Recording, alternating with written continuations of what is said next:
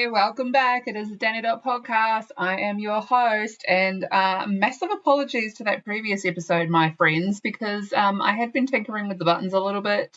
Didn't realize I made myself super quiet, and I had a bit of feedback around it. So, yeah, look, all about a learning curve. So, absolutely, let me know. Let me know. I didn't mean for that to happen. Massive episode, season 2, episode 2. Of course, it always goes hand in hand. I have no idea what's going to play out in this episode. My head is just spinning. I've got so much to share, and obviously you guys are along for the ride. As say in my Instagram for the season 2, episode 2 post, I obviously went down the rabbit hole of sharing that I had a big Friday night last Friday, which is absolutely crazy. I'll tell you why. That morning I was actually going to record a pod because I already had so much stuff to talk about.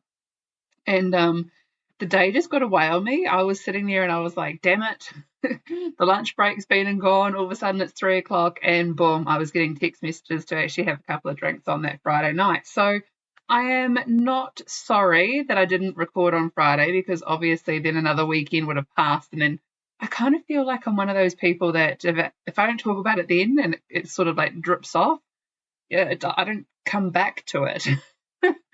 So, yeah, there is a story. I will definitely deep dive into that. I have no problem with sharing what happened on Friday, but we won't be doing that again. It's just that I'm getting too old for this shit. But first and foremost, I just wanted to pop on and obviously start my pod with something that happened on January 6th this year. It was very heart-wrenching for me and my family down here, and it's something I actually haven't been able to talk about until just recently, just because it is extremely sensitive. My 18-year-old pussycat, Saffy, passed away, and you can never be prepared for these kinds of things. It's, of course it's hard, because obviously I haven't really had too much death happen around me, so when it does happen, I sort of go into shock. But I think we kind of knew that she was on the downward spiral, not physically. I mean, the Wednesday before she passed, she actually jumped on the coffee table and ran off with my lamb cutlet. And Mum was like, are you going to go get it? That was expensive. And I was just sitting there like, I'm not even sad about it. So, yeah, it was a little bit traumatic on the Monday when everything happened. I was actually asleep, and I thought Susan was yelling at her sleep that she slept through her alarm. It was about 5:45. Mum got up to go to the bathroom, and Saffy had like a massive purge on the shower floor. And I don't know, Mum just picked her up in this blanket towel thing and brought her to me and just said, this is it, it's happening. So just be with her, give her lots of cuddles, and we'll get in touch with the vet. The vet didn't open fast enough, in my opinion. I know you should always have, like, you know, something on standby for these types of events, a plan as such. But for me, I don't know. She just came across as the cat that just kept on going. And so we did try and get in touch with an emergency vet, and he said to us, oh, look, I've had a really big weekend. Do you mind waiting till 8 a.m.? She doesn't sound like she's in too much distress. She's just chilling. She's not bleeding anything. She's just had a big whoosh of her tummy. Everything's come out, kind of like a sign that she's about to pass. Just be there for her. I was like, yeah, whatever. So I hung out with Saffy on Mum's bed, and me and Mum were just chilling out, you know, reminiscing about her life and all the adventures she'd been up to, which was crazy. I don't know why that sort of stuff came up, because she hadn't passed. She was sitting right next to us just chilling. But yeah, she couldn't really lift herself, and that's when I was thinking, what are they going to do? Like, so I went and got dressed, and I popped a diazepam, because let's be honest, I cannot deal with anything that happens with this cat very well. The only 2 times I've taken diazepam in my life was when my brother passed away, coming up, you know, March 2020 he passed away, and anything to do with the cat. So she got shaved one time. She had a massive winter coat on, and she got shaved, and it was so traumatic for me. I had to pop a diazepam. So I had another one, and I said to Mum, look, I'm not going to lie, I've taken something just because this is too much and I cannot cope. So we popped ourselves down to the vet. And I suppose in my head I had this whole idea as to how it was going to all play out, and I was like ready for anything. I had to make that difficult phone call to call my boss and say, hey, look, this is what's happening. I apologise. It's the first day back. My cat's about to pass away and I have to go be with her. And they put her on a heating pad and gave her oxygen, and she was just I don't know, she kind of like, she came around, and I'm not even, surprised. She would keep going if she tried. But we made the decision once the vet arrived that she was 18 years and 4 days to put her down. And Mum held her in her arms like a baby, and I just held onto her little paw, and we just gave her lots and lots of love, and she was gone. So that whole day was a little bit crazy, though, because we had thought that we might cremate her, which was something that I thought, oh, okay, she'll be with us forever. But as the we left the vet, and we left her at the vet with the intention of having her cremated, and then we decided 45 minutes later we need to go back to the vet and get her. So we went back, and we took a blanket, like a fluffy polar fleece blanket that she always sat on, and we put her in it, and then brought her back home, and we put her on her bed, and we just sat her there for the whole day. We just talked to her. It was like nothing had happened. It was crazy. And then Mum decided to sew her into a wee blanket so that she had a wee sleeping bag, and we put some toys in, obviously. And then we started digging this hole in the yard where she always used to sit under the wisteria, in her garden is what we called it. So we buried her in this hole, and Mum said to me, you've got to do this. You've got to say like a blessing, like onwards on your journey kind of a blessing. And it's something I'm not very coherent in. So in my backyard where all this went down, I can actually see into the neighbour's yard. My neighbours, bless them, they were sitting there having a glass of wine. Here's me and Mum digging a hole, crying our eyes out, not even coping. And Mum says, just Google something. It doesn't matter. It doesn't have to be imperfect. It just has to be something to send her on her way. So we've put her in the hole, and I'm bent down, and I'm sending her on her way, and I'm whispering this blessing. And Mum's like, that's beautiful. It's bloody beautiful. And we popped some rosemary and some lavender in the hole. And just as I went to drop it, the wind picked up and went all over the garden. I was just standing there. I was like, I can't be bothered with this shit. I'm not dealing with this one bit. So, yeah, look, she's in the garden. We've gone and got all these types of fun things that are, symbolize that she's there. And I still, to this day, it's been 6 weeks, I still talk to her every morning when I water the garden. I am such a gardening person, so I don't know if that'll ever shake, but yeah, it was such a stupid, traumatic situation that actually panned out to be really beautiful and have lots of memories surrounding it. But it was kind of difficult to talk about, and it's one of those things that everyone has a fur baby, and once they disappear, and you have this weird emptiness. I will never replace her, but the fact is that I have so much love to give that I'm struggling. That's exactly just as simple as I can put it. So if anyone has any fur babies and they want me to come around and give them cuddles, I have lots of cuddles to give right now. But it really made me realize just how much I depended on her, because I don't know, I worked from home, and then all of a sudden it was like I had no reason to work from home, which was crazy because at the time I was studying to do this digital marketing stuff, and I don't know, I was quite overwhelmed that week. And yeah, she was just her usual self. Nothing had changed. It was just this one morning on Monday where she just decided it was it. And yeah, so just wanted to pop on and maybe talk about that a little bit, because I can talk about it now, but 6 weeks ago, don't even say a thing. Even now, Mum's like, no, don't even start. Anyway, on to the rest of the pod. So I haven't really deep dived into what happened in January, but obviously we've been through a couple of public events here in New Zealand. We had the Gibbston Valley concert, which I'm not even going to lie, I fucked up. The Gibbston Valley concert, for everyone that's been, is something that is always a hot day, a drunk day, and you hear lots of live music. It's kind of like the adults event is how I put it, because there's minimal sort of younger crowd. I don't know. It's a weird one, but it's always a bit of fun because it's the bangers that, in my opinion, you hear at 2 or 3 in the morning at your favourite pub, club, I don't know. Anyway, I told my mum and her best mate and our gorgeous neighbour, don't wear anything heavy or wintry because it's going to get hot. Gibbston Valley always changes temperature like the wind. I stuffed up so bad.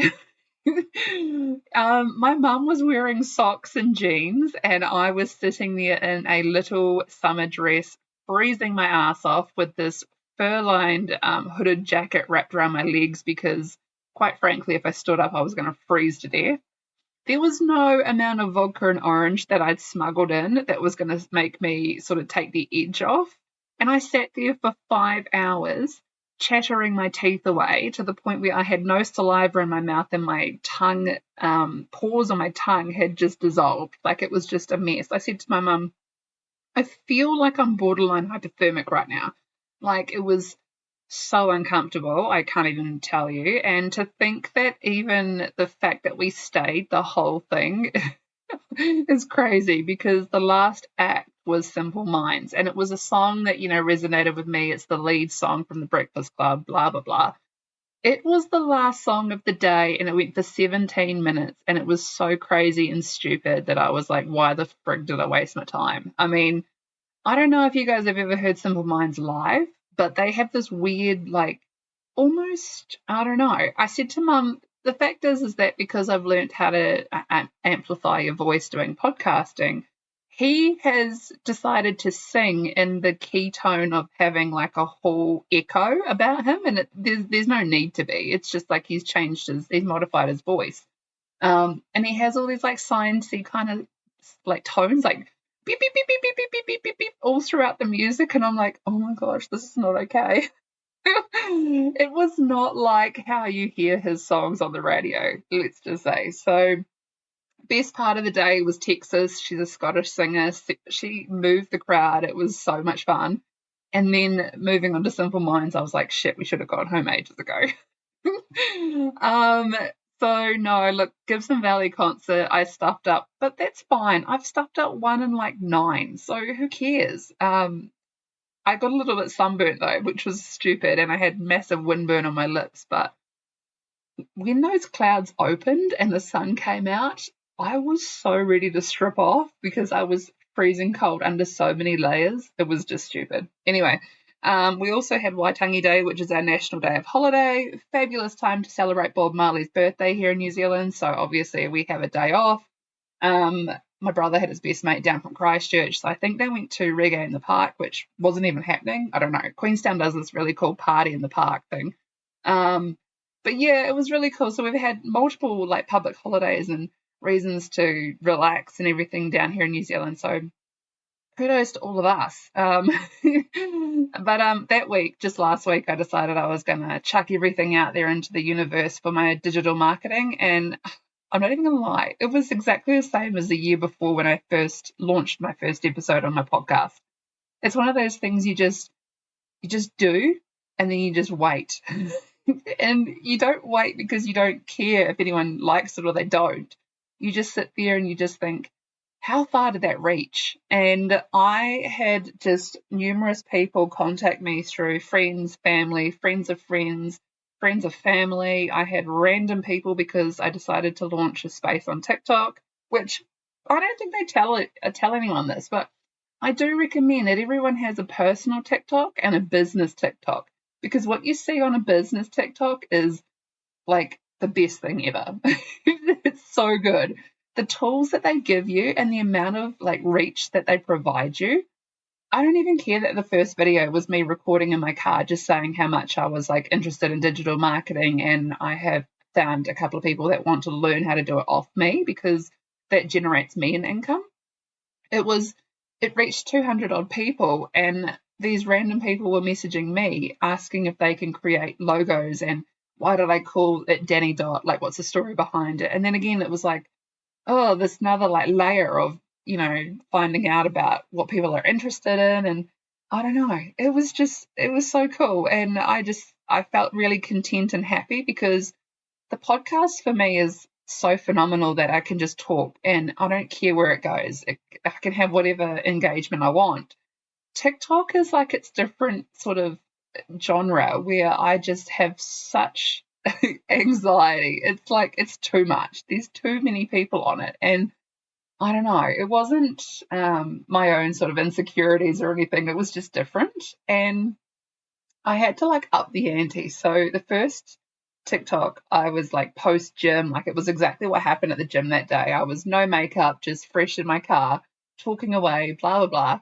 Second one, I thought I'd do a little bit of a fun one with a filter on. Anyway, it's all just happening and I don't even care. I'm just having fun, and that's the main thing, because you don't do something that you don't like doing. And this to me has been just such a great side interesting thing to learn. And I'm still waking up every morning because when we in New Zealand are asleep, America is awake. And of course, America has so much going on that obviously they can engage more. And I created an Etsy store just to be like a little bit, on the edge of what, you could do there as well. So I made a couple of like bits and pieces that were crafty. I was using different tools to like seek engagement. And then all of a sudden that took off. And I was like, Mum turned around to me. She's like, "You've got your hands in so many pies at the moment. It's freaking me out." But then when I started like actually selling things that I was putting effort into, I was like, this is how it's meant to feel. Like you're supposed to feel super like happy that you have contributed to the world. I don't know. This is my space. I don't give two shits how it goes. It's my space. So I actually sold a couple of guides on how to start a podcast from my own perspective, and I felt really like fulfilled. That was like I did that, and I don't know. I suppose every podcast I'm going to loop back and tell you how we're getting on, but I don't even care if it flops. Give it 6 months, and that's what they say. It's one of those things that we'll just see what happens. I don't care. I did, however, put out a little bit of a question on a link in my Instagram, Dani Dot podcast, just to seek some responses as to something that your grandparents taught you. And the reason I brought this up was because I had a grandparent, my what was it? My mum's mum's dad would have been 109 last Thursday. And we decided next year when he turns 110, he's passed away. I think he passed away in his 80s. That we were going to have a bit of a celebration because 110 is pretty mint. But I'm a real old school soul, and I don't think I'll ever shake that, so kudos to me. But I put it out there to see what my peers liked about, what their grandparents had taught them and if they still kept things up. So there was some really weird responses, like how to eat a steak with no teeth. Do you have no teeth now? And why? What? I can just imagine your grandpa sitting there taking his teeth out and being like, "Watch this! I can chew a steak. It'll be mint." But also the age-old tale of see you later, alligator, and a wild crocodile. Don't forget the toilet paper, and how they just used to love yelling out the toilet paper part as a child. I was like, yes. But then there was the really serious side of things where people would say, your grandparents taught you to be who you want to be and not who someone else wants you to be. And that still resonates with me today. I reckon my grandparents, who passed away quite young, early on in my life, would just be sitting up there going, yeah, she's just being who she wants to be. She's not being who someone wants her to be. She's just going about her life. And it's interesting to think that people still feel that same way about what they've taught themselves. And Mum kind of turned a corner and she was like, there's all the food and the gardening stuff that they teach you. And we have kind of dropped off the whole like cooking situation that your grandparents might have taught you a recipe or something. And I feel like it's evolutionized. So maybe back in the day when they used to cook like a sultana loaf or something that was really like a little tea cake, or my grandma used to make cups of tea using the tea leaves in a strainer. And I'm like, oh my gosh, did she not know about a tea bag? Then there's her son, who's my uncle. And I love him dearly, but I was the one that introduced him to an EFTPOS card, sushi, and slippers with zippers on the side. Because I don't know, he just never really knew what slippers were, so I introduced him to slippers that had zippers that kept your feet in them, because when you get older I feel like you scuff your feet a little bit when your shoes don't fit. But gardening, like, I'm still the most epic as green thumb person that I'm just so proud of myself. I've actually just planted 12 pumpkin plants. I just decided that this year pumpkin was expensive, or last year, and I said to Mum, I'm going to be a pumpkin mum. I'm going to like totally nail this pumpkin soup recipe. It's going to be a really cool winter thing. And once they started growing, I was like, shit, there wasn't supposed to be 9. But yeah, look, I'm really focused on Saffy's wee garden. I'm chucking seeds around everywhere and I'm watering like 2 or 3 times a day. I was actually just watering my peach tree before I recorded the podcast, and the peaches, I don't know, it's like the middle of February and they're still only just ripening. Like, what have I done wrong? But no, gardening was definitely a big part of my grandparents' teaching, and he was really big on tomato plants. So I just picked 2 tomatoes this morning for my breakfast, and the smell that a tomato gives is just, oh my gosh, takes me back. So yeah, look, I'm definitely something that still keeps that whole gardening and food thing alive, just not like how they would have done back in the day. I think we've just evolutionized the smooth transition of things. Yeah, it's interesting. But yeah, I do like how your grandparents are still playing parts in your life and everyone's still remembering this, that, and the other. It just warms the cockles, doesn't it? Speaking of, I have mounted my TV on the wall after I got the TV in 2012. I won it from a Sony promotion when I worked at Vodafone Queenstown. $5,500 home theatre system, and it's been in storage for about 2013 to 2019 because I moved to Australia.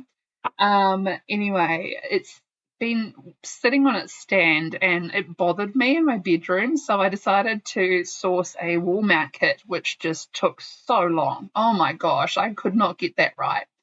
And I feel like everyone's sitting there going, did you not Google it, Dani?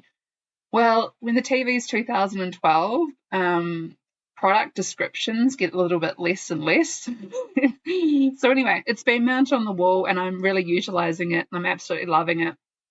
The reason that I say, I've watched some really interesting, sweet things lately, I want you all to absolutely get involved in the TV show One Day.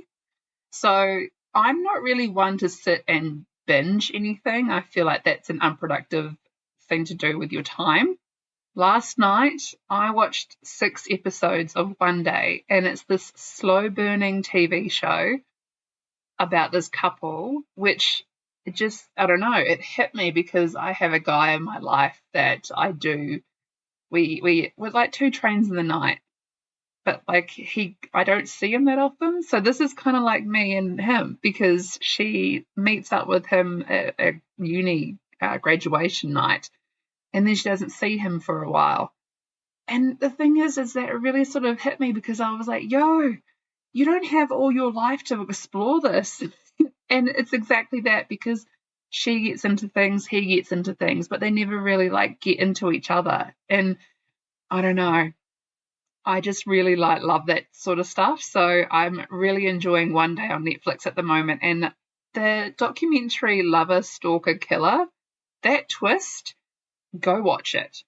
Go watch that. It was crazy. I was just like sitting with my hands in my eyes like, oh my gosh, this is not happening. Like, how that Dave guy, the mechanic, didn't top himself from all of that drama is just absurd. I hate people that text bomb you, but the twist that happens in this documentary is just, I'm here for it. I am here. However, I did go down the funnel hole of watching Love is Blind Swedish edition, and I had the subtitles turned on, so there's just something about that TV show that really makes me want to be on it. I think it's the whole, like, you fall in love with someone's personality over their appearance, and that's something I would always say is preferred. So I don't know. I really enjoyed the Swedish edition, which is crazy because out of all the people that actually got to the end, there's more Swedish people that got married and had babies than there was American. But like Mum said, the American people, I don't know, they're on to the next thing, whereas Swedish people have different traditions and, I don't know, morals maybe? I don't know. Anyway, so I have been enjoying a bit of TV, and I find that it's really comforting to write in my like diary thing that I've been doing every single day to make sure that I'm having the right step count, the right water intake, and I'm just thankful for something every single day. So I've been writing in my journal, and then I've been watching something really wholesome on TV, except for Love, Stalker, Killer, but I had to watch it. And also because I put out the feelers that I'm doing the 75 hard and there was like all this interest, I have enlisted a personal trainer. I've been kind of watching this chick at the gym. I know that sounds really terrible. Sorry about that. But she is a PT, and I normally don't really gravitate towards doing that kind of stuff just because I'm self-taught. But the fact is that I kind of really did need a bit of assistance in a sense, and I need to learn how to compound the weights because I feel like I have this mindset, right, where I go to the gym and if I lift something, who cares? I didn't lift that yesterday, so I've lifted something, so it's got to work something. But no, that's not the way to look at it. So I feel like I've been going to my gym since the 7th of February 2020, and I've had these great things that happen. It's been a love-hate relationship. But I want to level up and I'm really excited to do so. So I caught up with this chickie, she's phenomenal, and had a bit of a conversation. And the thing is that I said to her, from March 7 to May 19 is 75 days, and she just looked at me. And I kid you not, she looked at me and she went, "You want to do 75 hard, don't you?" And I went, "Yep." And she was like, "We're on, baby, we're on." And it was just this like immense like, oh my gosh, I've actually met a PT that gets it. Like in my brain I feel like I'm crazy sometimes. And she was talking to me, she's like, "What have you done so far? Like, how have you gotten organised?" And I told her, and she was like, "You're on the right scale, mate, we're doing it." Anyway, she actually leaves the country in April to move to the Gold Coast. So not only am I going to enlist in her help for like 6 weeks, she's also, when I come back from Hawaii and I go to Brisbane, we're going to catch up because she's like, "Oh, I want to see the outcome from this." And I told her I have a reveal dress, and I said, "Oh, the dress doesn't fit me right now. It's absolutely stunning and it scares the shit out of me, but I really want to get into it." And she's like, "We're doing it. We're getting into it." And she says, "How are you at meal prep?" And I said, "I'm good, but I work from home, so I don't really know what a lunchbox is, and I don't know how to prep anything. I just kind of eat what I feel like at the time," which is, something I've done for 3+ years. And she says, "Oh, do you understand about if you didn't have a prepped meal, do you know how to buy from the supermarket to get your protein and get all your macronutrients?" And I was like, "Yeah, I get that." And she says, "Oh, because, last week I wasn't able to meal prep and I came home and I thought, shit, I got to go to the supermarket." And she was like, "I went to the deli and I got 200 grams of chicken and I got a box of protein pasta." The second she said pasta, I flinched. Subconsciously, I was like, shit. And then she looked at me and she's like, "Who hurt you?" And I was like, "What do you mean?" And she goes, "Do you not like pasta?" And I was like, "Oh, no, I love it so much that it doesn't like me." It doesn't it's just one of those things I would overindulge more so than underindulge when it came to any sort of pasta. You've got your spag bowls, your lamb ragu, your bloody carbonara. I'm all over it. I perfected the recipe. Just call me part Italian. And anyway, she was like, "We're going to do this and we're going to do this properly." And I was just absolutely frothing, like, oh my gosh, I'm doing it. So I've texted her. We are meeting up tomorrow morning at 7:30, Wednesday morning, and we are going to get this ball rolling. And what a relief. What a bloody relief, because I can do this. I can do the 75 hard on my own. But the fact is that her, response and excitement just, I was like, I want her support as a hype person because she was crazy. Crazy fun. And I think it gave her something to I'm always one of those people, when you train me, I want you to feel proud that I listened and I listened to your foundational support, but I also gave it my all. And here we are, feeling and looking phenomenal. And you can be proud because you were a big part of that. So I got my 75 post-it notes. I've got my ceremonial cacao drink ready. I started drinking it last night. It was friggin' delicious. I was like, stop now. You're not going to make it to the end. I've had a bit of a reach out from a couple of companies that want to support the wellness and nutrition side. So not only is this going to be about the food the 2 exercises a day, which just scares me. I'm more so scared about the exercise than I am the actual routine that I have to get into. I think the routine's just epically natural. It's the motivation to do 2 workouts a day, but we'll get there. Anyway, I just wanted to share that because I'm thrilled to have that kind of support. It just makes me so happy. Anyway, so on to last Friday night, and as exactly as the Instagram post played out, I was minding my own business, sitting at home, and I got this text message from my neighbour, who is just me and her have got like this terrible rubber arm where I say something to her, let's have a wine, she says it to me, let's have a wine, and then all of a sudden it's like, what happened? I don't even know. And to be honest, like, she has her own life and I have like mum and Tom. But when we get together, I don't know what happens. And so I was at home and I made an Aperol Spritz cocktail, and I thought, okay, we're going out. It's Friday. I can do this. I haven't done this for a while. But it was kind of one of those, let's go celebrate because we launched a business in the second series of my podcast, and we'll just have a drink. It'd be fine. We're not going far. It's Cromwell. I had my Aperol Spritz, and I knew from that moment that it was going to turn to shit because I can't pour one of those drinks to save my life. Dan, my bestie, he will break out in a rash. There's some ingredient in Aperol that makes him freak out. I'm the same, but I instantly get like a bit of a flush to my face, and I don't know what actually goes in that damn drink, but I got it wrong. It was Aperol, the mixer, vodka, and I put Prosecco and soda water, and there wasn't even that much soda water. I just wanted to make it like less orange. What a dick. And I felt my face get really hot, and all of a sudden I had like drunk courage, and I was like, who cares, we're going to the Town and Country Club. So toddle on across the road to see my neighbour, and her husband took us down to the Town and Country. I was like, you might be back to pick us up in an hour, it'll be fine. No. So I think I had like 3 or 4 wines and amongst all the old people at that club. And I decided I was going to get hot chips. And I'm one of those people where tomato sauce doesn't cut it. Tomato sauce is not, it doesn't cut it. So I popped in to see the chef, and I said to him, hey, look, where do you keep your dark sauce, your white sauces? I'm a white sauce girly. I love aioli, I love mayonnaise, chipotle mayonnaise kind of thing. And he was like, we don't have that. I was like, no, it's fine. I'll have tomato or barbecue sauce. It'll be fine. And he like dinged the buzzer thingy for me to go collect my chippies.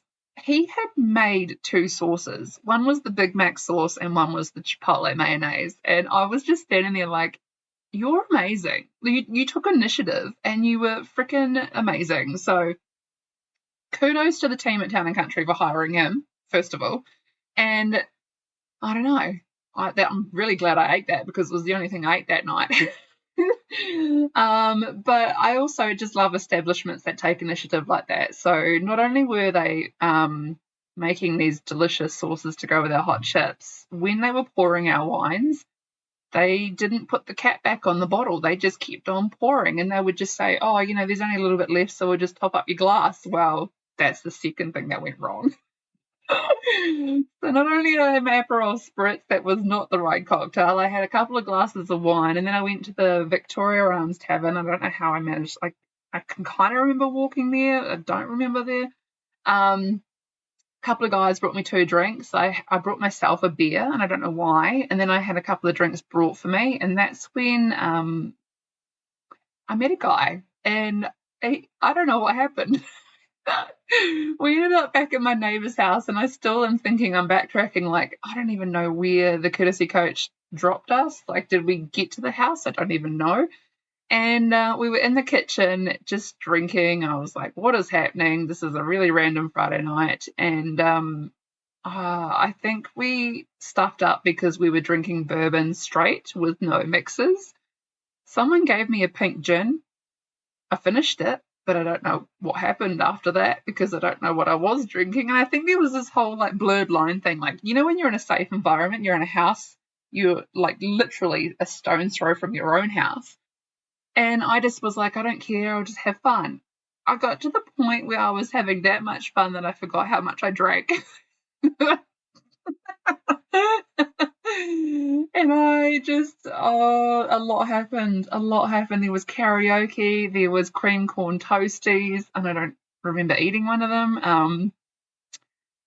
I actually got up and sang, and I don't know why I did this, Carrie Underwood's Before He Cheats song. And I remember looking at this guy, and he was like, who cheated on you? And I just stood there like, I know, I must have just been singing aggressively or something. I don't know, because normally I'm such a happy-go-lucky kind of person on the microphone. I learned from the best. But no, it was this massive snowball of events, and my neighbour's husband came home and he was like, what have I walked into? Who's this? But you know when you meet a guy, and so this is what is really funny about this whole situation is that I said to this guy, do you want to put a song on the the playlist or whatever? And he was like, oh yeah, but we're kind of listening to the same music. And I was like, show me your Spotify and I'll pick one. And I was holding his phone, but it was my Spotify like playlist kind of music. It was the same thing, and I just stood there like, that's never happened before. Like there was nothing too different about mine and his Spotify's, and I was like, whoa. It's like I met the male version of me, and I'm scared. Anyway, my neighbour passed out. She went to bed and starfished. It was so funny. I just walked in and I was like, right, well, it's time to go. Didn't realise it was 2 a.m. And I thought, shit, I feel terrible because I told this guy I was going to walk him home, and I don't know where he lives, and I can barely even stand up. So I grabbed his hand and I was like, look, I live there. But I will walk you to your house. It's fine.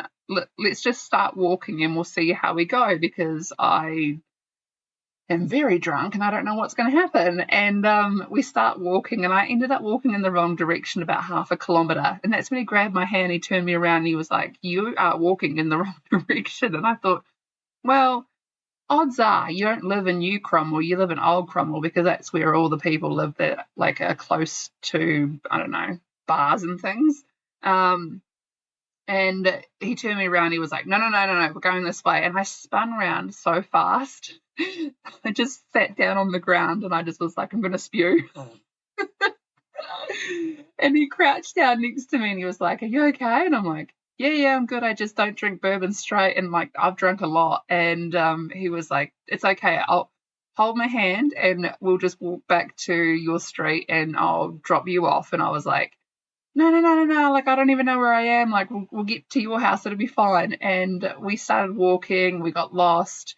And then, yeah, I don't really know the greenways here in Cromwell, and I still don't after like 3 years. I don't have any reason to walk through a greenway. So it just sort of like turned to custard real fast. And yeah, things happened, and it was like, well, at the end of the day, who gives two shits? And he ended up walking me back to my street, and he stood under a lamppost, and I was like, we've literally walked around for a whole hour and we've managed to get back to where we started, and like, what? I don't even know where my handbag is.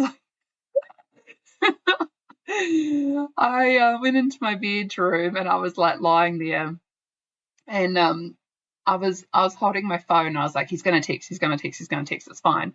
And then I woke up at 6 a.m. and I woke up to like 3 missed calls and all these messages, and he's like, I'm still not home, I don't know where I am. And I was like, I fucked up again. I was safe in my bed, but he was definitely not home yet. And by the time I like managed to get myself together and actually say, oh, for goodness sakes, what happened? Are you okay? And he was like, yeah, a mate came and got me. So, yeah, look, I made a friend. He's lovely. And I think, I don't even know really why I'm talking about this, just because I think I am, just because I'm happy, and I don't know, I just am happy. It's fine. But it was such a weird adventure just because I don't go out after like 10 p.m. unless it's just to like one bar or one nightclub. I don't have any reason to be walking the streets. Why it came over me at 2 in the morning to skip off into the friggin' night with this guy's hand. And think for a second that I had any sort of motivation or energy to walk him home. And Mum was sitting there at breakfast and she was like, why didn't he walk you home? I said, because I was across the street. He did, but I pressed on because I'm a pest and I just wanted to get him home, that I walked him home, and I didn't know where he lived, so it was terrible. It was an absolute mindfuckery. So, yeah, we're still texting. It's fine. It's not like a negative sort of connotation that turned to custard, so I ran into the night and didn't see him again. No. We're still keeping in touch. It's very fun, but yeah, I had a lot of fun that night, and now I'm just sort of in that I'm going to hide for a couple of weeks phase. It took me till Sunday to muster up the strength to get off the couch. I hate those nights because I'm like, God damn it. But yeah, look, it's just one of those fascinating adventures, and I think everyone wants to hear when I'm happy and just having fun. So that was definitely something to share with you guys. Don't come at me asking who it is. I'm not going to tell anyone. What goes on tour stays on tour. Just know that Dani has got her mojo back. And I absolutely told everyone, once I've done the 75 hard and whatnot, just be ready, because it brings so much confidence. And I have been telling so many people, and they're just like, I can't imagine Dani having this kind of motivation. It's really exciting to hear. And everyone's just like, oh, she's going to be so tuned into what's going to happen next. And for me, I'm just like, I don't give two shits. I'm going on a plane to Hawaii. I've got 10 hours ahead of me, mate. But yeah, look, it's something worth the podcast share, is it not? Is it not? Anyway, I think I will wrap it up here. It's definitely been a really fascinating pod, just one of those ones that has lots of information. I feel like it was like pressing against the walls of my brain, and I was like, God damn it, I've got to get this off my chest. Feel better now.